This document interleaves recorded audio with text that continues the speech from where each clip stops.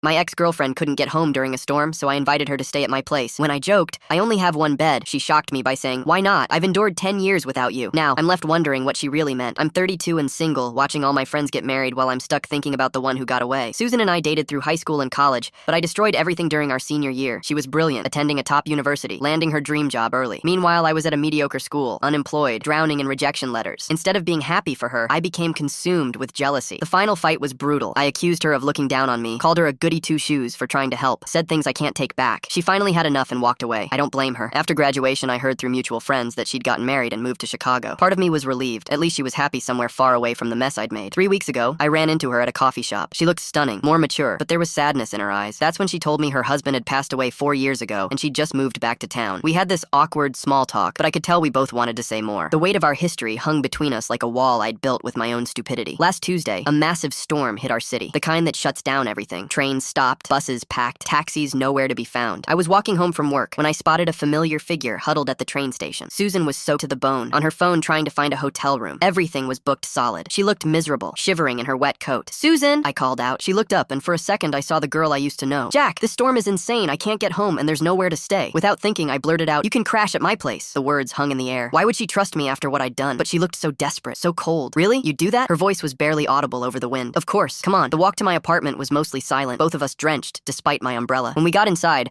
I grabbed towels and some of my clothes for her to change into. "Bathroom's down the hall. Take a hot shower. You're freezing," I said, trying to act normal while my heart was racing. When she emerged 20 minutes later, wearing my old college sweatshirt and pajama pants, I nearly lost it. She looked exactly like she did when we'd studied together in my dorm room all those years ago. I was setting up blankets on the couch when I made the comment that changed everything. "Fair warning, I only have one bed, so you're stuck with the couch. Hope that's okay." I was trying to lighten the mood, make things less awkward. Susan stopped folding the towel and looked at me with this expression I couldn't read. Her eyes seemed to search mine for something. "Why not share it?" she said quietly. "I've endured 10 years without you." Time stopped. Was she talking about the bed? Or was there something deeper in those words? The way she said endured, like it had been painful to be apart. I stood there like an idiot, holding a pillow, trying to process what she'd just said. "Susan, I never got over you, Jack." The words came out in a rush. "I married Alan because I thought I should move on. He was a good man, and I cared about him. But I never stopped thinking about us, about what we could have been if you hadn't pushed me away." My chest felt like it was going to explode. I was an idiot. I was scared you were too good for me. So I sabotaged everything before you could realize it yourself. She stepped closer. "I knew you were scared. I just wished you'd trusted me enough to tell me instead of attacking me." "I've regretted those words every day for 10 years, I whispered. That's when she reached up and touched my face. "Then maybe it's time we stopped running from this." The storm outside raged on, but inside my apartment, something that had been broken for a decade was finally starting to heal. We talked until dawn, sharing everything we'd kept buried. She told me about her lonely marriage, how she'd named her cat after me. I told her about the dating apps I'd deleted because no one compared. When morning came, we were curled up together on my bed, fully clothed, but closer than we'd been in years. We didn't sleep on the couch that night.